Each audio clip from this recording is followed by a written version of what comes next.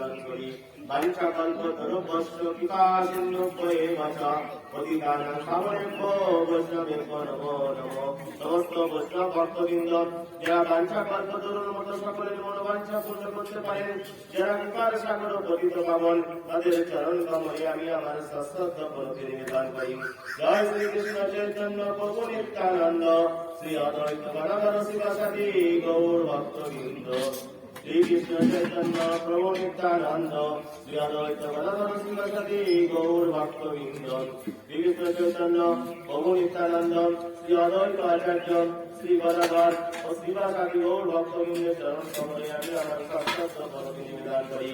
হরে কৃষ্ণ কৃষ্ণ কৃষ্ণ হরে হরে, হরে রাম রাম রাম হরে হরে, হরে কৃষ্ণ কৃষ্ণ কৃষ্ণ হরে হরে, হরে রাম রাম রাম হরে হরে। ওম নমো ভগবতে বাসুদেবায়, ওম নমো ভগবতে বাসুদেবায়, ওম নমো ভগবতে বাসুদেবায়।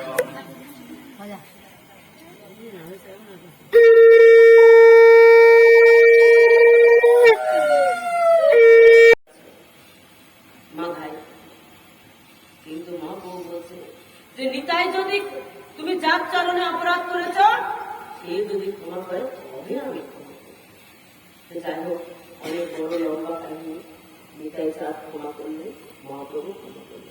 আর মহাপ্রভু যে জড়িয়ে ধরলেন মাথায়কে, মন দিয়ে শুনলেন, মহাপ্রভু কালো হয়ে গেল। কেন কালো হলো? যত পাপ মহাপ্রভুর মধ্যে চলে আসে, মহাপ্রভুর মধ্যে চলে আসলেন। আর মহাপ্রভুকে সবাই কি রূপে দর্শন করছে? দেখো, কৃষ্ণ রূপে গৌর প্রেমানন্দে হরি হরি বল।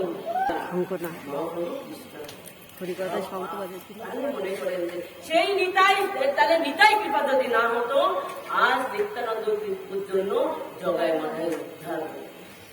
এরকম কত জনকে উদ্ধার করেছেন। তাহলে আমরা যদি কালকে নিত্যানন্দ প্রভুর একটু কৃপা পাওয়ার জন্য যদি একটু তপস্যা করি, একটু নাম করি, একটু কীর্তন করি, তাহলে মহাপ্রভু কত খুশি হবে। কারণ নিতাই খুশি না হলেন মহাপ্রভু কোনদিন খুশি হবে।